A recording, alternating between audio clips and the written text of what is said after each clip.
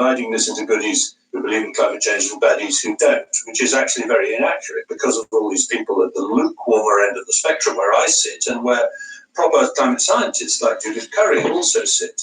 To be clear, though, that 1.5 degrees is described by governments, not by climate change activists, by governments, including the UK Conservative government. It's very serious for the globe. So that's not a question of bullying, it's international policy. Well, that's a policy question, but at the other end of the spectrum, you've got people who are effectively doomsday cultists now, who say that we're going to have 6 billion people dead in a few short decades. That's Roger Hallam of Extinction Rebellion, or Kevin Anderson, the scientist on whom Greta Thunberg, your next editor, heavily relies, and he says we're going to see 4 degrees by 2050. No responsible scientist agrees with that, and yet those people are given a hearing on the BBC, whereas the lukewarmers are denied a place on the BBC. And people like me are not allowed. What is your description of yourself, exactly? We're not allowed on the BBC. Well, here you are being allowed on the BBC. But only because Charles Gore is the guest. Not only because Charles Gore is, in fact, because you've been on the programme before. In fact, I know I've interviewed you before. Just to focus, though, on the scientific debate. 1.5 degrees, not 4, is the international consensus for very serious global harm adopted. Forgive me, just finish it off. And therefore, why shouldn't that be taken seriously on what is often referred to as the precautionary principle? We can't be certain. It could be very bad, so we act with care. Well, one of the reasons for being careful about not overreacting to climate change, and I'm not saying we should do nothing, I'm saying we should do things, but I think we should be careful not to overreact and not to shut down civilization. One of the reasons for that is because some of the measures we're taking are doing real harm already. We're denying fossil fuels to Africa so that as a result they're burning wood to feed themselves. That's killing their children. It's also destroying forests. And another example is the diesel scandal, which came directly out of climate change policy. And I know you've got Sir David King on later, who was chief scientific advisor at the time when they pushed for switching to diesel because it had lower carbon dioxide emissions, even though it had other huge air pollution. Now, I know the focus of your argument is largely about policies that you think are counterproductive at best and maybe positively bad at worst. Isn't your thinking, though, underlaid by the fact you're a conservative, like many of the people on this foundation, you're a free marketer, and your real fear is that socialists have grabbed hold of the green agenda and they are managing to get support fundamentally opposed to on a new basis? That's your worry. That's not true about the foundation. The chairman is Lord Donaghy. He's a Labour peer. So there are Lib Dems on the foundation. There are bishops on the foundation. This is not a conservative thing.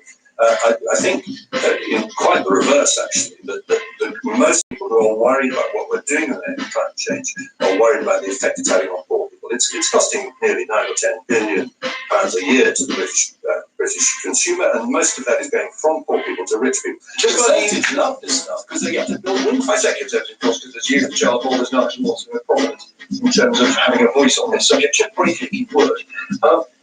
You say you're concerned about the poor, and you say you do want to do something. Briefly, well, have you back, and then you can tell us what something. Well, first of all, open up the debate more, and I think it's a problem with the BBC. People like Roger Harrison, your environment editor, talks much more closely and takes his instructions from the environment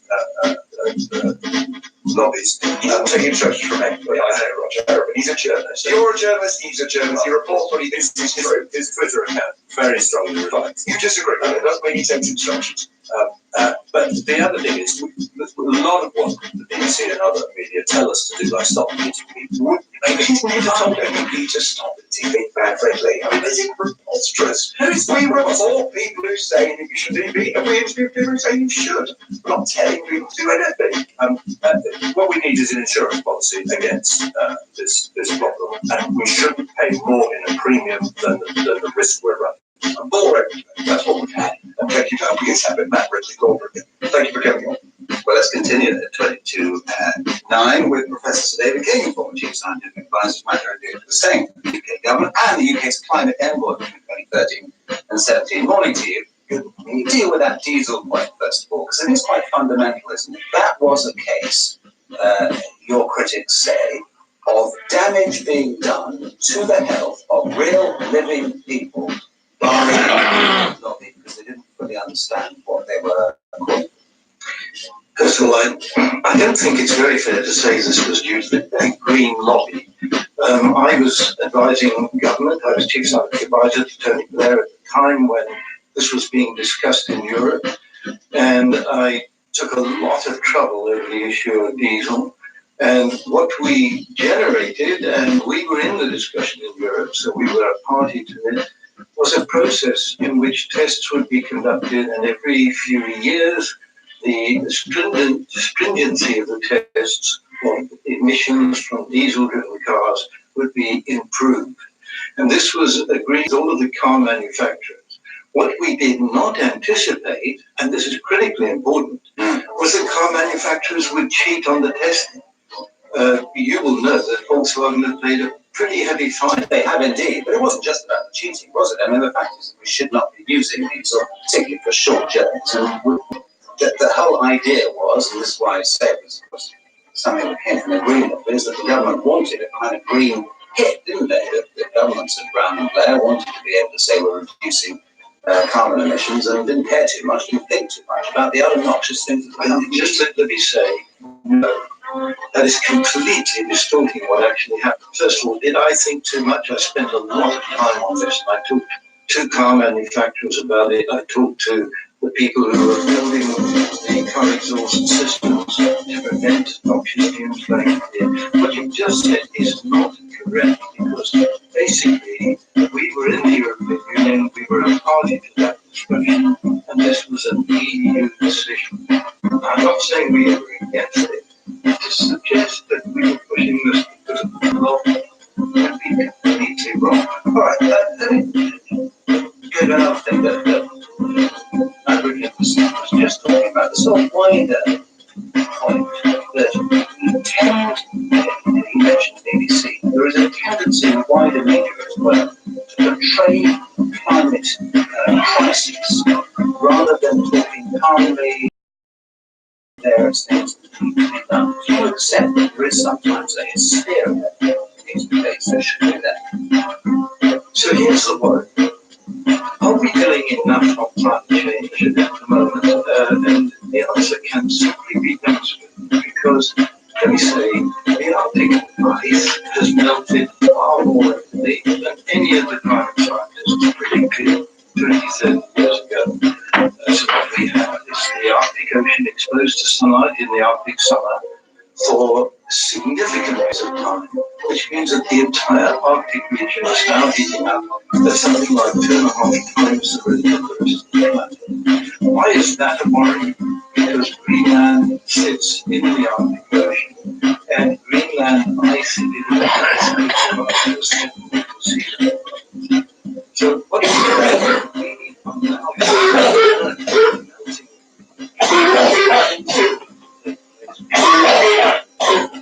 we should be scared and we should be talking about fear. I think we should be fully aware of the risks we're facing. When I talk to the people in the City of London working in the reinsurance and insurance, there's no concern about this discussion. They are worried about climate change because the number of risks it's their own business. But can I give you a very brief example? We talked on this program quite recently about wildfires, and we get the impression, I think, sometimes the whole world is going up in flames. It's actually just not the case. We look at NASA, there is less of the world covered by wildfires than there has been in years previously. It's things like that that worry those who like that really. They're not deniers of climate change, but just saying we have the wrong discussions about it. And you suggest that we have the wrong discussions. For example, the fires in California and in Australia are linked to higher temperatures, but also to humans consuming water from aquifers, fresh water from aquifers. So trees are dying out for two reasons. One is rising temperatures, and the other is the shortage of water. Now, what I is that you're missing the point, people are missing the point, that rising sea level is the single biggest challenge we're facing. If we get a sea level rise of 1 meter, 2 meters, which is quite likely now by the end of the century, Then sitting like the planet, sitting like this from I'm just going to be wondering from my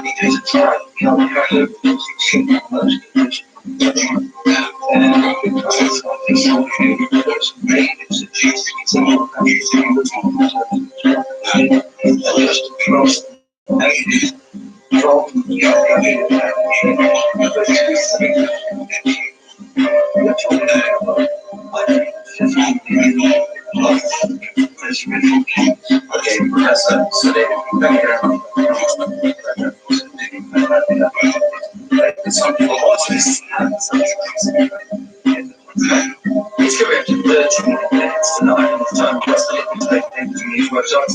Now, should we set it up it's a question you posted in the Telegram.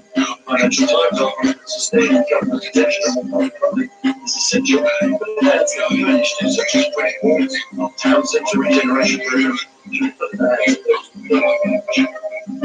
since I'm in the temper up Charles Moore, I guess that it feels for a turn on the rules. Some are the lower conditions. There are measurements that do this, and certainly but it was worth pointing out the world's biggest Brexit indirectly goes on in metric which in fact they want to money Christmas Day, all that exchanging presidency to take and watching the Queen of the talking to the towns, the self-assessment 1.5, rise of 15% of Christmas Day last year. Sun says good time was between noon and 1 o'clock when 245 returns were sent. Merry Xmas is the headline. And the time now is coming up to 12 minutes to 8. Tonight, I'm so sorry, 12 minutes. Because YouTube and other tech firms enforce the mistakes from online harm. Now, this proposal made a new cross-party proposal for a bill that will be introduced in the House of Lords. The word down again, campaign expert Lucy Milner, 17-year-old son in April 2016, online magazine, very aware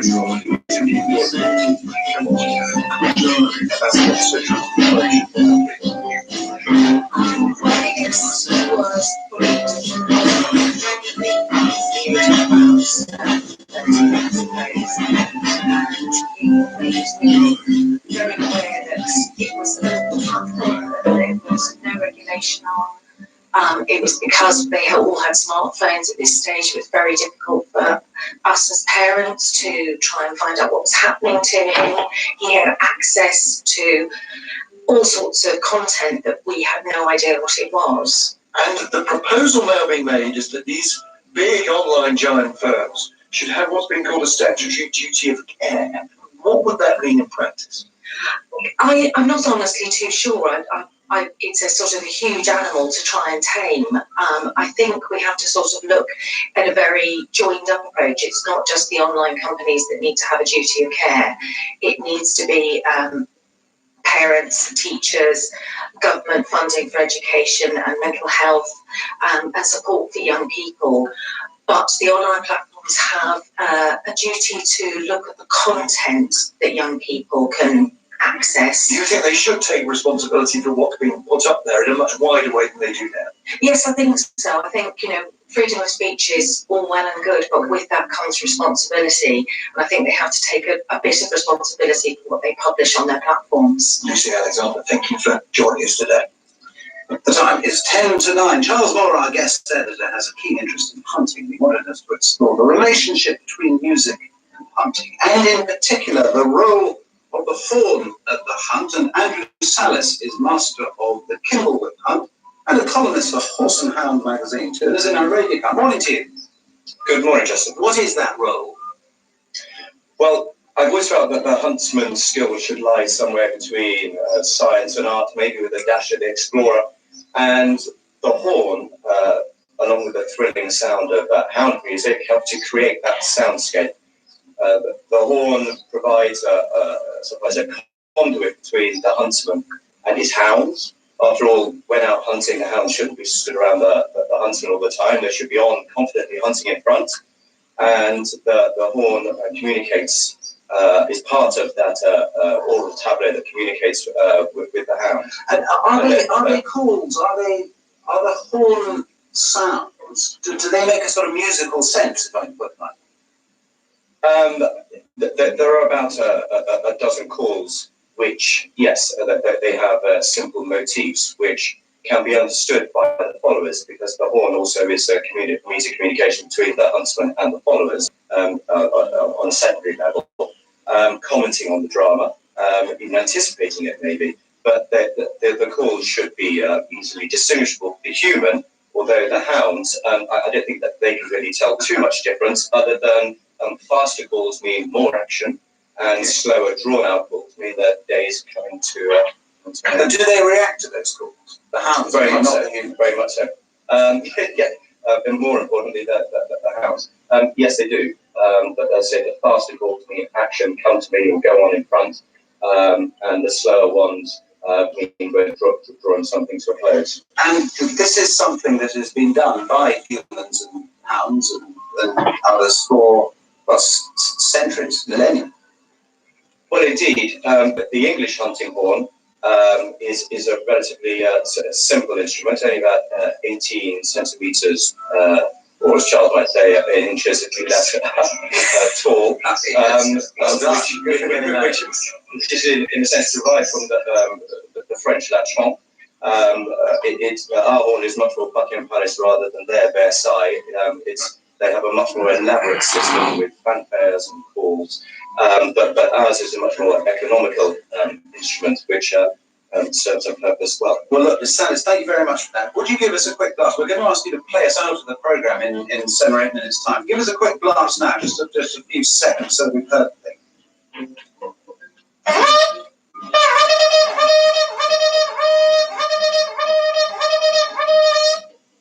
Wonderful. Andrew Sanders, thank you. We will hear from you again in a few minutes' time. A sound that has brought a smile to the face of our guest editor this morning at 7 minutes to 9. It's time to have a word with Charles Moore. You've heard the name Charles repeatedly through the programme. He's the former Daily Telegraph editor, still a columnist for the paper, and biographer of Margaret Thatcher too. His latest volume of that biography was rated as one of the best biographies of the year. Just before we talk to Charles Moore, here is some questions when the former Prime Minister appeared here on the I feel strongly in that as a political party, the Conservative Party, my party must make up its mind on the big issues of the day.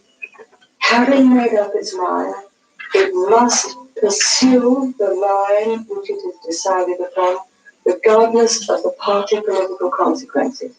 Coming to Britain. We have on the telephone now Right. from Mrs. Thatcher, who I gather has just heard the news, Prime Minister. Hello, good morning. I heard it on your news briefing. It was the first indication we've had, but of course we understand. When there's a tragedy like that, Mr. Gorbachev has to go home. Anything else would be unthinkable. And then I heard later. The unmistakable sound of the young Humphreys talking to Margaret Thatcher, just phoned in when she heard the news. And listening to her, Charles Moore, there, it is striking the dramatic change in a way in the Conservative Party, because that first clip was Margaret Thatcher saying the Tory Party had made up its mind for Europe, the 75 referendum, and should stick to the line of having us in the single market. Yes, well, she'd only been leader for 2 months, so she had little choice in the matter of that. Now, you've written that in many ways there are comparisons between Boris Johnson and Margaret Thatcher, because they were sort of the last man or woman standing when it came to the leadership. Yes, I think obviously their personalities are utterly different, but what they both are is transformative. So the 1979 election and the 2019 election changed the face of politics in a way that can make Conservatives more powerful and introduces a new era. He is transformative because, as it were, Brexit will get done, to use his phrase. But do you think he's transformative in other ways? Because there are many Tories who think, as you do, rather worry that he's running a Tory government, Labour measures, government intervention, more government spending. He wants to do a great deal. Well, that might be, of course, transformative. I think the key thing is that the party's become so much more representatives of the whole country, with the significant exception of Scotland.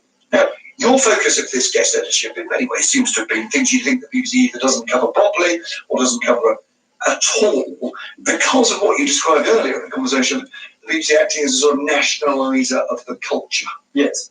When I came in this morning, you have a statue of George Orwell just outside, and he speaks about the importance of the liberty to tell people what they don't want to hear. And I feel that the BBC doesn't want to hear a lot of things which the wider population keeps telling them. And I feel that in particular, the whole Brexit utterly failed.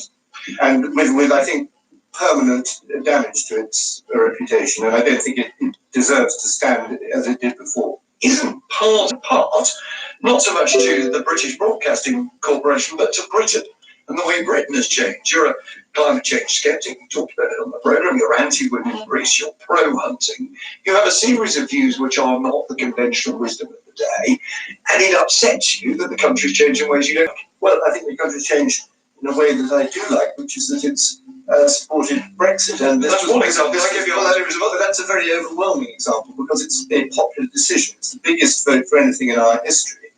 And the BBC refused to cover that fairly and tried to disparage it and to prevent the execution of Brexit. So interestingly, at the time of the referendum, many leaders praised the coverage. They were critical afterwards, but there might be on both sides. But just engage with my point, if you will, which is that you've made your point on Brexit.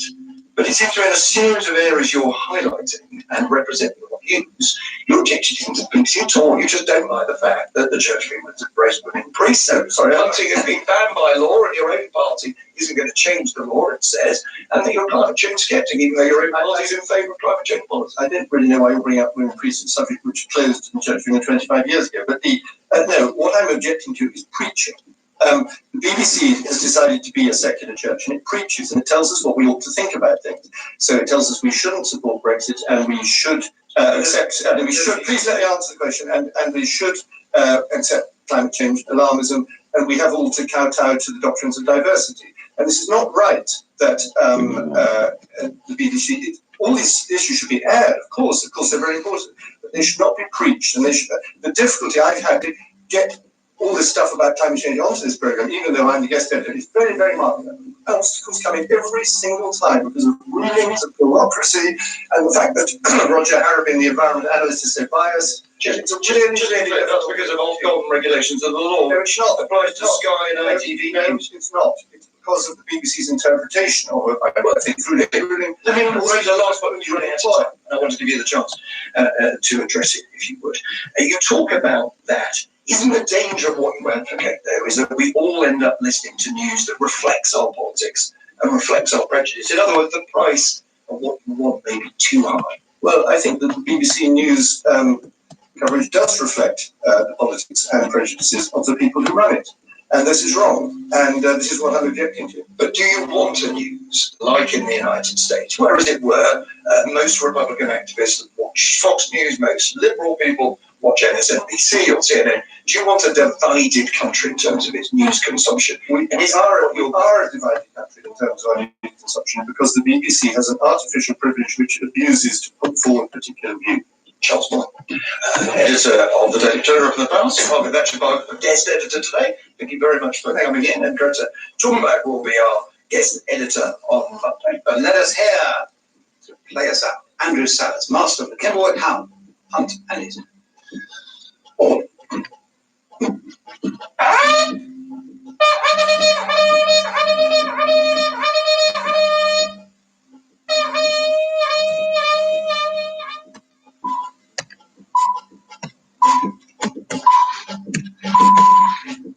BBC News at 9 o'clock. The former Conservative Party leader, Lord Howard, has accused some judges of distorting the meaning of the law in order to reach the conclusion they want. He's pointed to the decision by the Supreme Court earlier this year, which ruled that Boris Johnson had acted unlawfully in suspending Parliament for 5 weeks. Speaking on Today, Lord Howard called for reform. The question is, who should make the law by which we are ruled? Should it be made by elected accountable politicians, answerable to their constituents, and vulnerable to summary dismissing in elections, or by unaccountable, unelected judges who can't be removed? I think that judges have increasingly substituted their own view of what is right for the view of Parliament and of ministers. A woman from London whose husband and 2 children drowned in a swimming pool on the Costa del Sol on Christmas Eve has insisted all 3 knew how to swim. Spanish police concluded that Gabriel Diaz, his 9-year-old daughter Comfort, and his teenage son Praise Emmanuel drowned after getting out of their depth. But Olabunmi Diaz denied that, saying something was wrong with the pool. Ben Stokes and 3 other members of England's Cricket World Cup winning squad are some of those recognised in the New Year honours. Sir Elton John becomes a Companion of Honour, and there are awards for Olivia Newton-John and the filmmaker Sam Mendes. However, there's been criticism of the decision to recognise the former director of public prosecution Somali capital Mogadishu. The blast took place at a checkpoint at a busy road junction. The former deputy leader of the Labour Party, Tom Watson, has said he stood down as an MP because of brutality and hostility within his party. He told The Guardian that criticism from factions and on social media became a heavy load, prompting him to leave Parliament. BBC News. Mixed nuts with light fruits. I don't know. We shouldn't offer things like that to road ladies. Christmas pudding.